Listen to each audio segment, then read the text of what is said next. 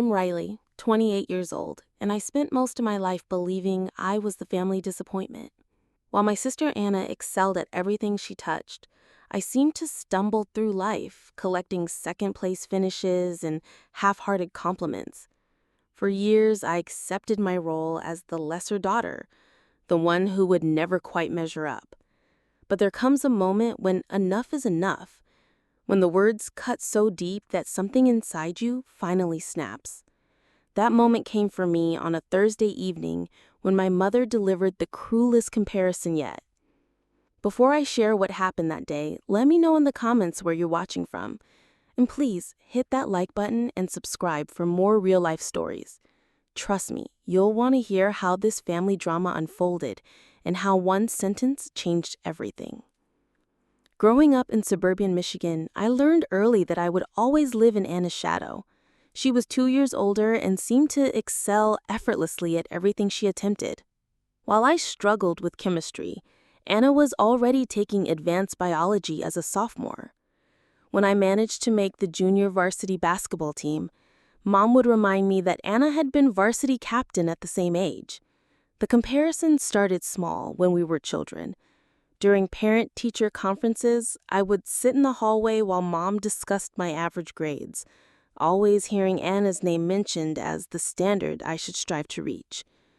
Mrs. Johnson would say things like, "Riley is a sweet girl, but she lacks the natural academic drive that Anna showed." Mom would nod seriously, then spend the car ride home explaining how I needed to apply myself more. Anna maintained a perfect 4.0 GPA throughout high school, while juggling student council president duties, debate team captain responsibilities, and volunteer work at the local animal shelter. Meanwhile, I barely managed a 3.1 average despite spending hours studying. Photography class was my only refuge, the one place where I felt genuinely talented and creative. But when I excitedly showed Mom my portraits, she would glance briefly and say, "That's nice, honey. Did you hear Anna won another academic competition?"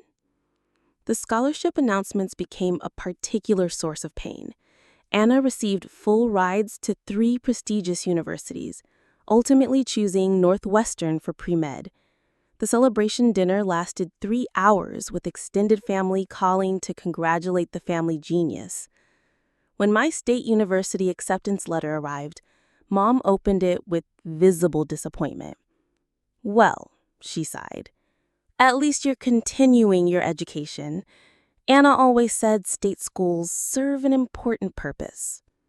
I tried desperately to find my niche throughout high school.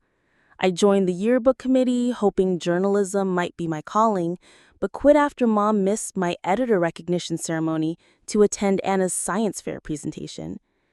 I attempted cross-country, thinking maybe athletics would earn recognition, but stopped when Mom casually mentioned that Anna had been offered athletic scholarships too, though she obviously chose academic excellence instead. Even my photographic abilities, which teachers consistently praised, became another source of comparison. When I won the county fair's first prize for my landscape series, Mom's response was lukewarm. "Photography is a lovely hobby," she said, "but Anna's internship at that research hospital will look much better on medical school applications. You should consider more practical pursuits." The pattern continued relentlessly through high school graduation. Anna delivered the valedictorian speech while I sat in the middle of the graduating class, invisible and unremarkable. During the reception afterward, relatives gathered around Anna asking about her Northwestern plans and praising her achievements. I stood near the refreshment table, largely ignored, except for the occasional polite inquiry about my plans for the fall. Even family photos reflected our different status. The mantelpiece displayed Anna's graduation picture prominently, surrounded by her various award certificates and newspaper clippings about her achievements. My school photos were relegated to a small frame tucked behind Anna's debate team trophy. The visual hierarchy of our family was clear to anyone who entered our home. Anna's departure from Northwestern created a temporary reprieve from constant comparisons. But Mom found ways to continue the pattern. Weekly phone calls with Anna became events that I was expected to listen to and admire. Mom would put the calls on speaker, ensuring I heard every detail about Anna's academic successes, her impressive professors, and her networking opportunities with future medical professionals. Transitioning into adulthood didn't diminish the comparisons, it simply evolved them into new forms. While Anna excelled at Northwestern in making Dean's List and securing research positions with renowned professors, I struggled to find my footing in the working world. My associate degree in digital media from the State University led to a position at a small marketing agency downtown creating social media content for local businesses.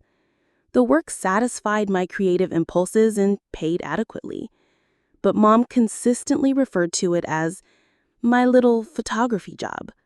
When neighbors asked about her daughters, she would light up describing Anna's pre-med achievements, then briefly mention that I did some social media work for local companies.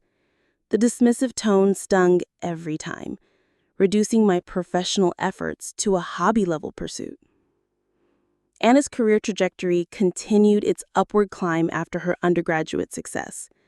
She was accepted into the University of Michigan Medical School, one of the most competitive programs in the country, starting a path that would lead to prestigious residencies and a lucrative medical career. Her acceptance letter made local news headlines as the youngest student ever admitted from our county. Mom collected these newspaper clippings religiously, creating a scrapbook dedicated to Anna's academic triumphs. Meanwhile, I was building my own career path, taking evening classes in digital marketing and graphic design to expand my skill set. These efforts went largely unnoticed by Mom, who seemed unable to recognize achievements that didn't mirror Anna's traditional success markers. When I received a promotion to senior content creator and a modest salary increase, Mom's response was, "That's wonderful, dear. Did you hear Anna was selected for the honors research program?" My personal life became another source of comparison ammunition. Anna's relationship with Ethan, a fellow pre-med student she met during orientation, represented everything Mom valued in a partnership. Ethan came from a family of doctors, maintained a 4.0 GPA, and had already been accepted to the same residency program as Anna. Their relationship was the perfect academic power couple, featured in the university newsletter and praised by professors as an ideal match of intellectual equals. My dating life, in contrast, was a series of relationships with creative professionals, teachers, and small business owners who Mom considered nice enough but not really going anywhere. When I dated Marcus, a talented musician who taught guitar lessons and performed at local venues, Mom's comments focused on the instability of artistic careers. "He seems sweet," she would say, "but Anna's Ethan has such security and prestige. You should look for someone more established." The relationship with Marcus actually showed promise until Mom's constant questioning about his long-term prospects began affecting my confidence. Her observations about his unconventional schedule and uncertain income planted seeds of doubt that eventually contributed to our breakup. Looking back, I realized how much Mom's disapproval influenced my romantic choices, always measuring potential partners against Anna's seemingly perfect selection. Family gatherings became particularly challenging during this period. Anna would arrive with Ethan, both impeccably dressed and full of stories about their latest achievements and experiences. They had just returned from a medical conference in Chicago, or Ethan had published a research paper, or Anna had received recognition from her professors for outstanding clinical work.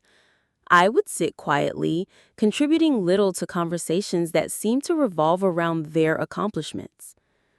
The engagement announcement came during Anna's 26th birthday party, an elegant affair that Mom had planned for months. As Anna displayed her impressive diamond ring, Mom actually cried with joy, immediately beginning plans for what she called the wedding of the century. The engagement dominated family conversations for weeks, with Mom researching venues, discussing guest lists, and consulting bridal magazines. Ethan's proposal had taken place during their spring break trip to California, complete with a sunset beach setting and dinner at an exclusive restaurant overlooking the ocean. The story was repeated countless times to relatives, friends, and anyone who would listen. Mom added details each time, describing the ring's clarity, the restaurant's exclusivity, and the romantic perfection of the entire weekend. During the same period, I was struggling financially while trying to establish my freelance photography business on weekends and evenings. The goal was eventually to become fully self-employed, building a client base that would allow creative freedom and better income potential. However, the transition required significant time investment and initial financial sacrifice that Mom viewed as impractical and risky. "Anna has such stability," Mom would observe when I mentioned working late on client shoots. "She knows exactly where her next paycheck is coming from. This freelance idea seems so uncertain, Riley. Maybe you should focus on advancing at your current job instead of these side projects." Everything changed when Dad suffered his stroke on a Monday morning in April. The call came while I was editing photos from a weekend wedding shoot. Mom's panicked voice was barely coherent as she explained that Dad had collapsed at the high school where he worked as a guidance counselor and was being rushed to the hospital. I immediately dropped everything and drove to meet her in the emergency room, where we spent the next 10 hours waiting for news about his condition. The surgery was successful, but Dad's recovery would require extended hospitalization followed by months of physical therapy. More importantly for our family's financial stability, Dad would be unable to work for at least 8 months, possibly longer, depending on his progress. As a guidance counselor, Dad's salary had been the primary source of our family's income, with Mom working only part-time at a local bookstore. During Dad's second week in the hospital, Mom finally revealed the full extent of their financial vulnerability. "I don't know what we're going to do," Mom confided during one of our hospital visits. "The mortgage payment is due next week, and we're already behind on the utilities. Your father's pride would be crushed if he knew how bad things have gotten." Her hands shook as she calculated numbers on a small notepad, trying to make impossible math work. Without hesitation, I offered to help cover their immediate expenses. My freelance work had been growing steadily, and while I wasn't wealthy, I could manage their mortgage payment for a few months. "Don't worry about asking Anna. She's so busy with medical school and the wedding planning. I can handle this until Dad gets back on his feet." Mom's relief was palpable, though she struggled to accept help from her less successful daughter. "Are you sure you can afford this? I know your photography business isn't exactly booming." The comment stung, but I pushed past the familiar criticism and assured her that helping family was my priority. Over the following weeks, I took on additional freelance projects, working 14-hour days to cover both my expenses and my parents' bills. I photographed weddings on weekends, did product shoots for small businesses during weekdays, and accepted every project that came my way, regardless of how challenging or time-consuming. My social life disappeared as I worked evenings and weekends, determined to keep my parents financially stable. The irony wasn't lost on me that while Anna planned her lavish wedding, discussing flower arrangements and venue options, I was quietly ensuring our parents didn't lose their home.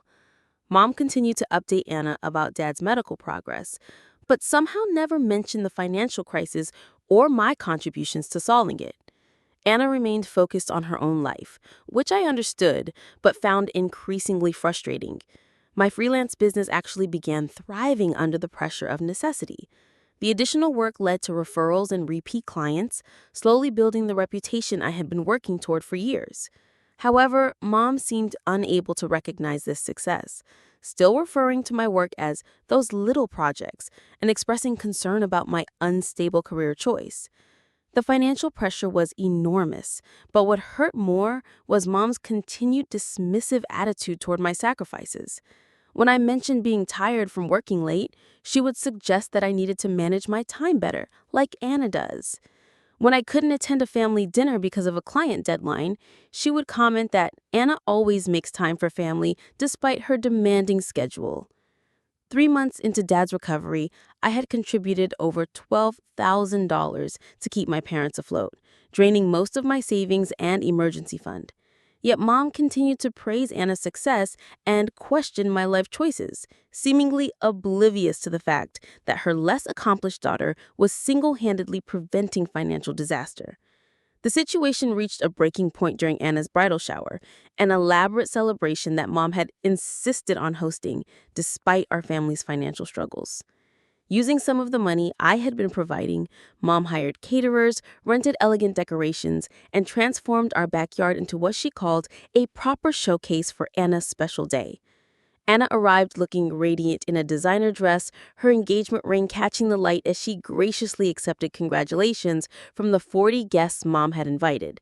Ethan stood beside her in his perfectly tailored suit, discussing his latest research project with the assembled crowd of family friends and distant relatives. The party was everything Mom had envisioned, a celebration worthy of her successful daughter.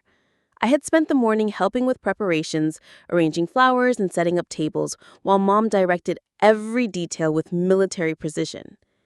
"Make sure Anna's gift table is positioned perfectly," she instructed. "This needs to be absolutely flawless for her special day."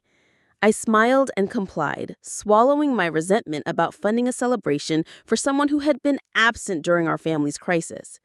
During the gift opening, relative after relative praised Anna's accomplishments and her choice of such an impressive fiancé. Aunt Sarah raised her glass to the family's success story, while Cousin Jennifer gushed about how proud Mom must be to have such an exceptional daughter. I stood near the back of the crowd, applauding politely while feeling increasingly invisible. The moment that shattered my remaining patience came when Mom was asked about both her daughters during the reception. Mrs. Williams from down the street inquired about how both girls were doing, and Mom's response revealed everything about her true feelings. "Anna is obviously thriving," she began, gesturing toward the happy couple. "She's excelling in medical school, engaged to this wonderful man, and planning the most beautiful wedding. Riley is still figuring things out with her little projects." The casual dismissal, delivered in front of people who had known me since childhood, felt like a physical blow. I had been working myself to exhaustion to keep our family financially stable, sacrificing my own security and future, only to be characterized as someone still figuring things out. The humiliation burned in my chest as neighboring friends nodded sympathetically, clearly viewing me as the family disappointment. Later that evening, as I helped clean up from the party I had essentially funded, Mom continued her stream of Anna-focused commentary. Wasn't she just radiant today? Ethan's family was so impressed with everything. This is exactly the kind of celebration Anna deserves after all her hard work and success. The praise continued relentlessly as we packed up leftover food and folded rented tables. Every aspect of the evening was analyzed and celebrated, from Anna's gracious speech to Ethan's charming interactions with our relatives. Not once did Mom acknowledge my role in making the celebration possible or recognize that her unsuccessful daughter had been the one ensuring the family could afford such luxuries. My exhaustion wasn't just physical anymore. It was emotional and spiritual. Working multiple jobs to support parents who couldn't see my value was taking a toll that I was struggling to manage. Sleep had become elusive as financial stress and emotional hurt combined to create a constant state of anxiety. I was sacrificing my health, my relationships, and my future for people who viewed my contributions as inadequate. The breaking point was approaching rapidly, though I didn't recognize it yet. The combination of financial pressure, emotional dismissal, and constant comparison was building toward an explosion that would forever change our family dynamics. The little girl who had always sought Mom's approval was finally reaching her limit. 2 weeks after Anna's bridal shower, our family gathered for Sunday dinner, a tradition Mom had maintained despite Dad's ongoing recovery. Anna arrived with exciting news about her latest achievement, a research position with the head of cardiology that would look impressive on her residency applications. The position came with a small stipend, prestigious mentorship opportunities, and recognition as one of the top students in her class. Mom's reaction was immediate and effusive. She clapped her hands together with delight, immediately calling Dad from the living room to share the wonderful news. "Did you hear that, Noah?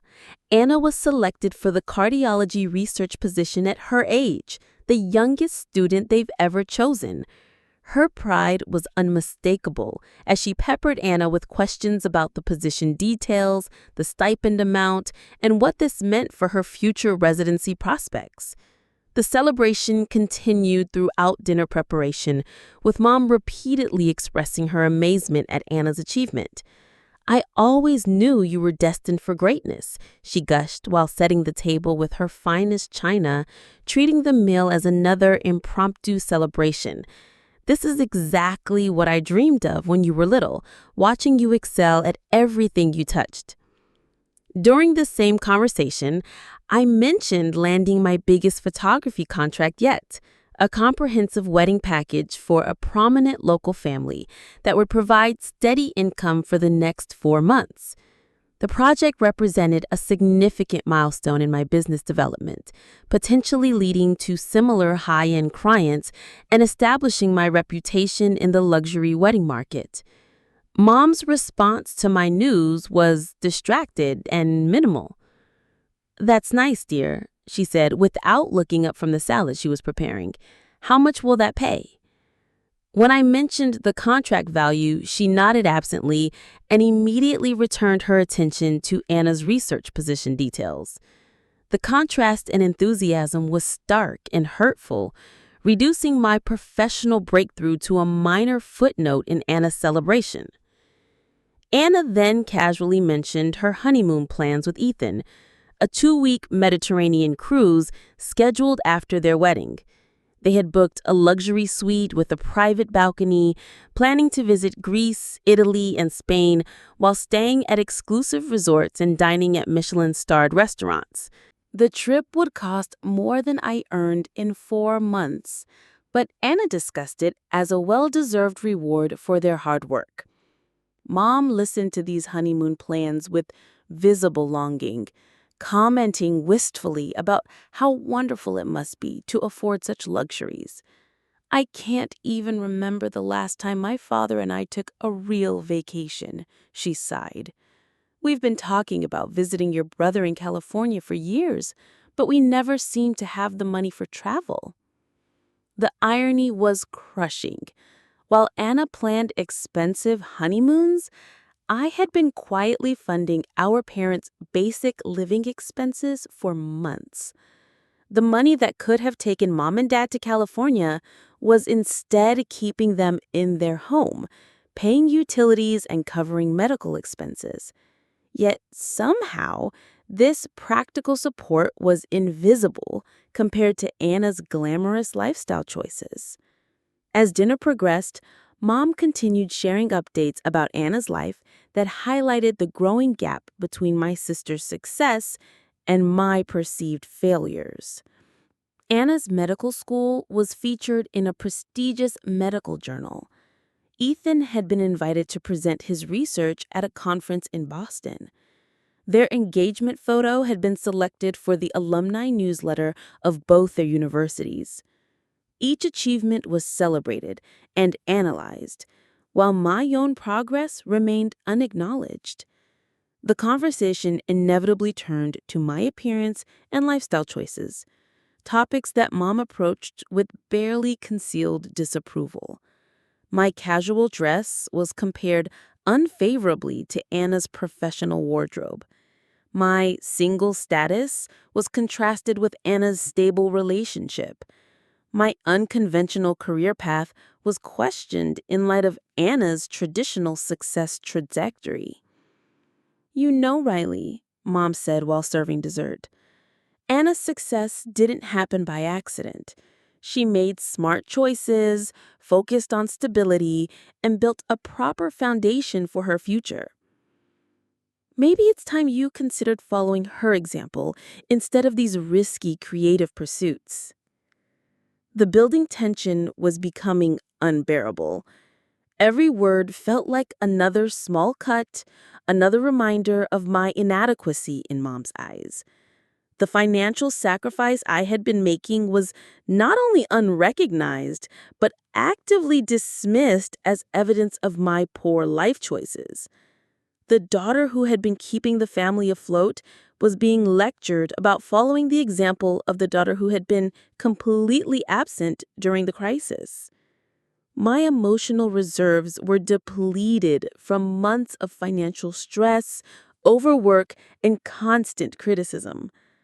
The combination of exhaustion and resentment was creating a volatile mixture that was approaching its breaking point. Something had to give, and I could feel that moment approaching with each dismissive comment and unfavorable comparison.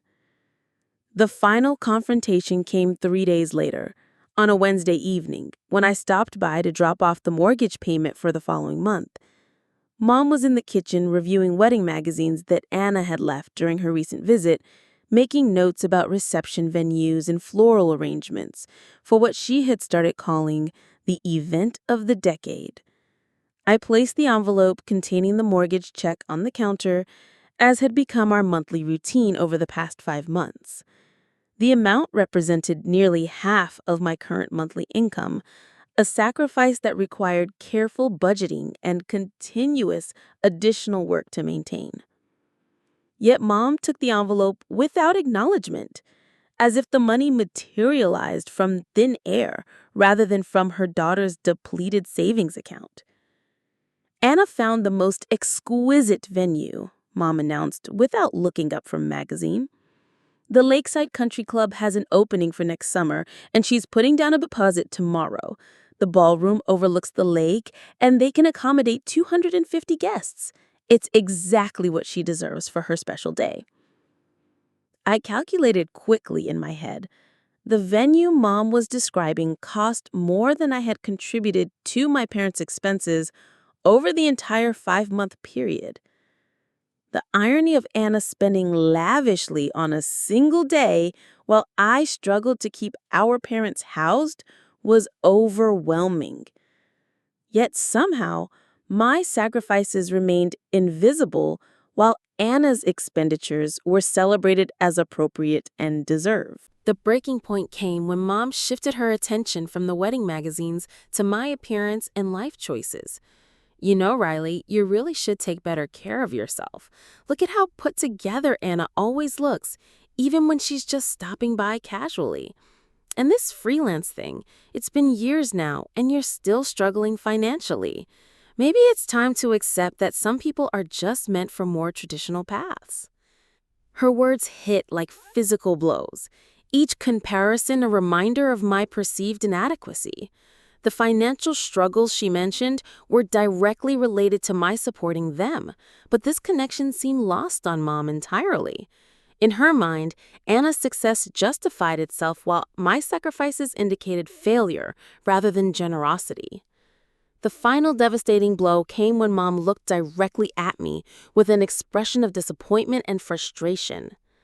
Her next words would change everything between us, crossing a line that could never be uncrossed.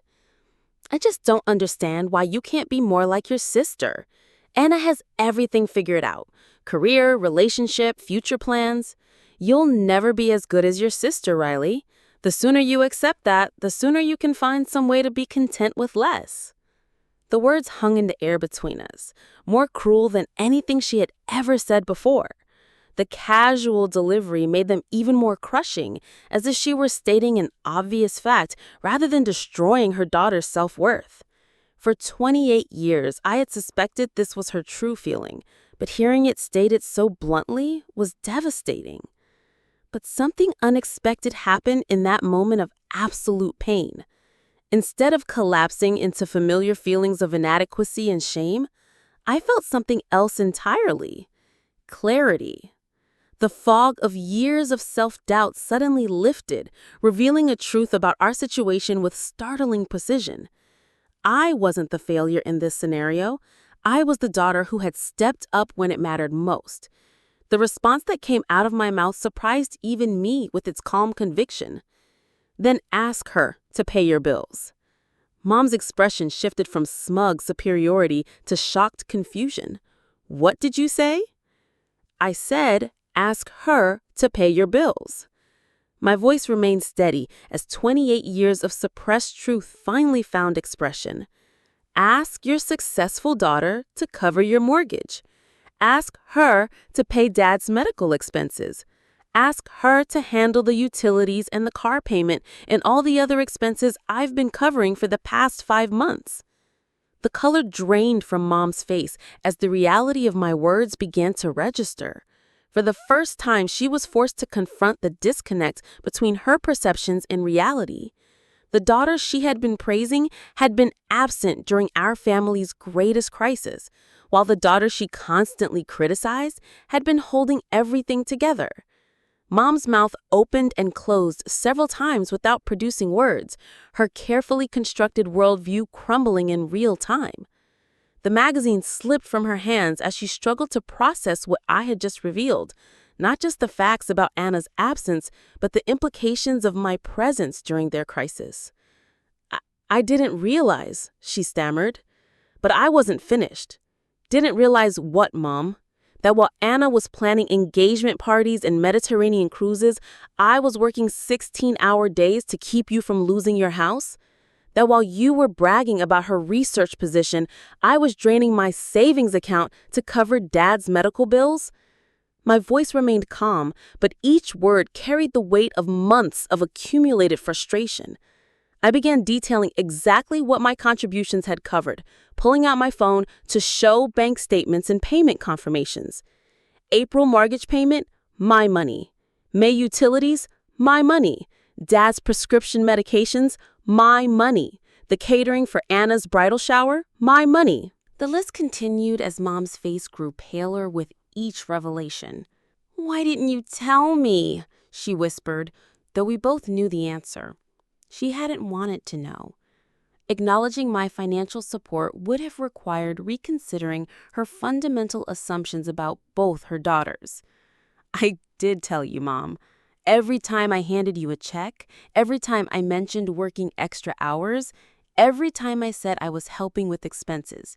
You just chose not to see it because it didn't fit your narrative about which daughter was successful and which one was struggling." The truth was liberating in ways I hadn't expected. Years of suppressed resentment poured out as I described the constant comparisons, the dismissive comments about my career, the complete invisibility of my sacrifices. Do you know what it's like to work yourself to exhaustion, helping someone who treats your efforts like they're worthless? To sacrifice your own financial security for parents who can't see past their favorite daughter's accomplishments? Mom began crying, but I couldn't stop the flood of honesty that was finally breaking free. "Anna doesn't even know about Dad's financial problems, does she? Because you were too proud to ask your successful daughter for help, but perfectly comfortable taking money from your disappointment daughter without even acknowledging where it came from." The revelation about Anna's ignorance regarding their parent situation was perhaps the most damning aspect of the entire confrontation. Mom had created a hierarchy of daughters so rigid that she would rather accept help from the one she deemed less worthy than risk tarnishing the image of the one she deemed perfect. She would have helped if she knew, Mom protested weakly, but even she seemed to doubt the conviction behind her words. Would she? Or would she have been too busy with her important research and expensive honeymoon plans? You'll never know because you never gave her the chance to prove whether your perfect daughter would actually step up when family needed her most.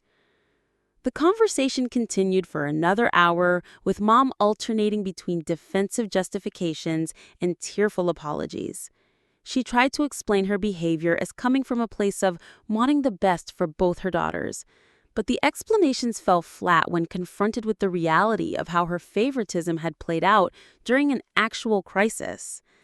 I made it clear that while I didn't regret helping during Dad's emergency, I was done being treated as the lesser daughter while providing the greater support.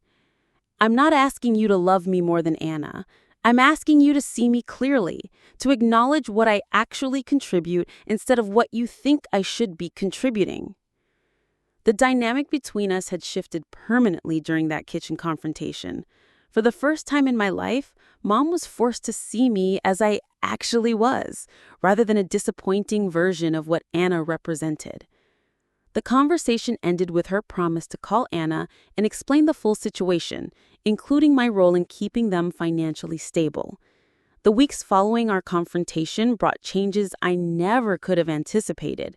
Mom did call Anna, and that conversation lasted over 3 hours, as she explained not only Dad's ongoing medical issues, but also the financial crisis and my months of support.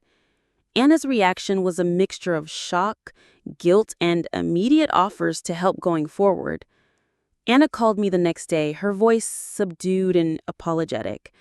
"Riley, I had no idea about any of this. Mom never mentioned financial problems, and I assumed Dad's insurance was covering everything. I feel terrible that you've been handling all of this alone." Her genuine remorse was evident, and for the first time in years, we had an honest conversation about our family dynamics. I would have helped immediately if I'd known. I can't believe I was planning expensive honeymoons while you were draining your savings to keep them afloat. That's not the kind of person I want to be. Anna immediately arranged to take over the major expenses going forward, including Dad's medical bills and setting up an emergency fund for future crises. More importantly, Anna began to understand how Mom's constant comparisons had affected both of us. "I never realized the pressure you were under," she admitted. "I always thought Mom's praise was just normal parental pride, but hearing her describe how she talked to you makes me sick. You've been the responsible one all along, and I've been completely oblivious." The relationship between Anna and me began healing in ways I hadn't thought possible. We started having regular phone conversations where she asked about my business and actually listened to my responses.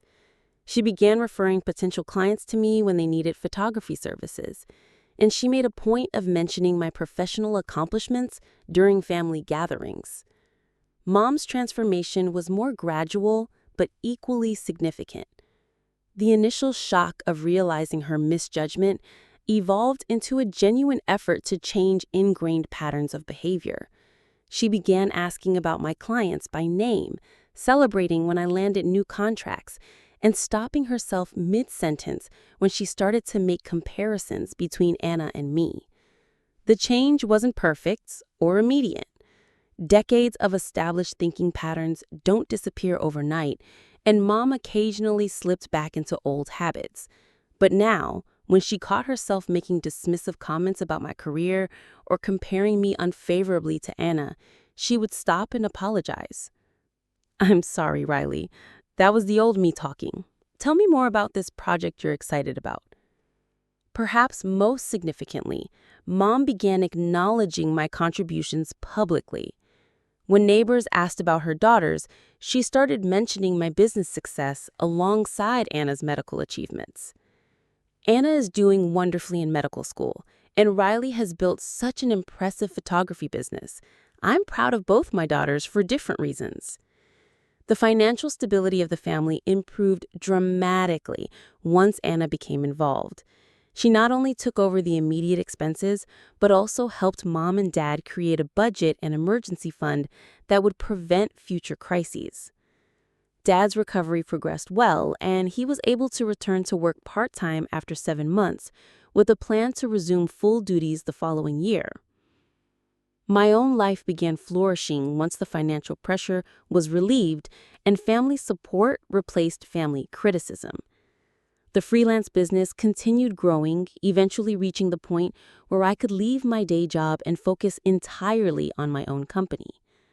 The confidence that came from finally standing up for myself translated into better client relationships and more ambitious projects. I also began dating again, this time with the self-assurance that came from knowing my worth wasn't dependent on others' approval. When I met David, a high school teacher and weekend musician, I introduced him to my family without anxiety about Mom's potential criticisms. Her response was genuinely welcoming, focusing on his kindness and creativity rather than his salary or prestige level. 6 months after that life-changing confrontation in Mom's kitchen, our family gathered for Thanksgiving dinner with a completely different dynamic than any previous holiday. Anna and Ethan were there, along with David, and the conversation flowed naturally between everyone's interests and achievements without the underlying tension that had characterized previous gatherings. Mom had spent the weeks before Thanksgiving planning the meal carefully, making sure to include dishes that everyone enjoyed, rather than just the elaborate presentations she thought would impress Anna. She asked about my favorite dessert and made a point of preparing it alongside Anna's preferred pumpkin pie. These small gestures represented enormous progress in recognizing both daughters as equally valuable family members. During dinner, when Uncle Mike asked about how the girls were doing, Mom's response reflected her new understanding of our different but equally valuable paths. Anna's doing wonderfully in medical school, and she and Ethan are planning such a beautiful wedding for next summer. Riley's photography business has really taken off this year, and she just landed a contract with a major event planning company. I'm so proud of how hard both my daughters work and how they've built such different but successful careers. The conversation continued naturally, with both Anna and me contributing stories about our work, relationships, and plans. David fit seamlessly into the family dynamic, discussing education policy with Dad and sharing music recommendations with Anna. For the first time in my adult life, I felt completely comfortable bringing someone I cared about into our family circle. Perhaps most tellingly, when Anna announced that she and Ethan had decided to postpone their expensive honeymoon to contribute more to the family emergency fund, Mom's response was immediate pride, rather than disappointment about the canceled luxury trip. "That's so thoughtful of you both," she said. "Family comes first, and knowing we have that security will help your father and me sleep so much better." The evening progressed with genuine warmth and connection that had been missing from our family interactions for years. We played board games after dinner, with Mom laughing at my terrible attempts at charades and cheering when David and I won at Scrabble. The competitiveness was friendly rather than loaded with underlying comparisons or judgments. As I helped clean up after dinner, Mom pulled me aside for a private conversation. "Riley, I need you to know how sorry I am for all those years of making you feel less than Anna. You were both wonderful daughters in different ways, and I was too blind to see it. You saved our family this year, not just financially, but emotionally too. You taught me to be a better mother." Her apology was heartfelt and specific, acknowledging not just general mistakes, but particular incidents that had hurt me over the years. She referenced the county fair dismissal, the career criticisms, and dozens of other moments when she had failed to see my value. "I don't expect you to forget all those times I let you down," she continued, "but I hope you can see that I'm trying to do better going forward." The healing process wasn't complete, but it was genuine and ongoing. We had established new patterns of communication based on honesty rather than comparison, support rather than criticism. Anna and I were developing an adult relationship based on mutual respect rather than competitive dynamics imposed by parental favoritism. My business continued thriving as my confidence grew and my professional network expanded. The event planning contract led to additional corporate clients, and I was able to hire an assistant to help manage the increasing workload. More importantly, I was pursuing creative projects that excited me rather than just accepting any available work to meet financial obligations. The relationship with David deepened as well, built on a foundation of mutual respect and shared values, rather than my previous pattern of seeking validation through romantic relationships. He appreciated my artistic abilities, supported my business ambitions, and integrated naturally into my family relationships without creating additional stress or conflict. Looking back on that confrontation in Mom's kitchen, I realized it had been the most important moment of my adult life. Finding the courage to speak truth to someone who had controlled my self image for decades was terrifying, but it was also liberating in ways I couldn't have imagined. The little girl who had spent years seeking approval had finally learned to approve of herself. Sometimes the person who needs to hear your worth the most is yourself. But sometimes you have to say it out loud to someone else before you can truly believe it. That Wednesday evening, when I finally stood up and demanded to be seen clearly, I wasn't just changing my relationship with Mom. I was claiming my own value and refusing to accept less than I deserved. The family dynamic had shifted permanently, based now on reality rather than perception, on actual contributions rather than imagined hierarchies. We still had work to do in rebuilding trust and changing old patterns, but we were doing it together as a family that finally saw and valued each member clearly. Anna's wedding the following summer was beautiful, but it was also different from what it might have been before our family's transformation. Instead of being a celebration that highlighted our different status levels, it became a genuine family celebration where everyone's contributions were acknowledged and valued. I photographed the wedding as my gift to Anna and Ethan, creating images that captured not just their love, but also the healing that had taken place within our family. During her reception speech, Anna made a point of thanking me not just for the photography, but for being the sister who taught me what real strength looks like. The acknowledgement meant more than any comparison ever could have. Mom's speech that evening focused on being proud of both her daughters for different reasons, celebrating Anna's academic achievements and my entrepreneurial success as equally valuable paths. The transformation wasn't just about changing relationships. It was about discovering that self-worth doesn't come from external validation, but from internal recognition of your own value. Standing up for myself that evening taught me that I had always been enough. I just needed to believe it myself.